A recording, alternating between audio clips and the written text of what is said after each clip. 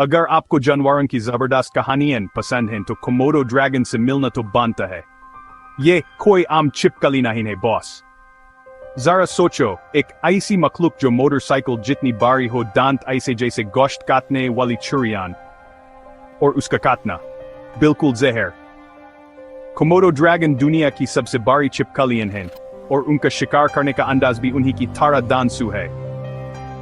पहले तो ये चुपके से अपने शिकार के पास जाते हैं, बिल्कुल निंजा की तरह।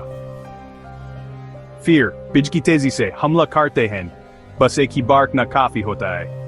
उनके तुक में इतने जहरीले जरासीम होते हैं कि शिकार आसानी से उनका खाना बन जाता है।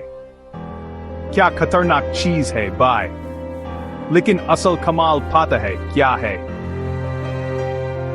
ये सब्र से अपने शिकार का पीछा करते हैं, कभी कभी दिनों तक इंतजार करते हैं कि जहर अपना काम कर दे।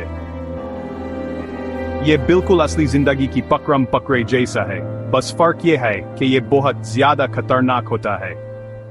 तो अगली बार जब आप ड्रैगन्स के बारे में सोचें तो याद रखिएगा, जानवरों की दुनिया में कोमोडो ड्रैगन का ही राज है।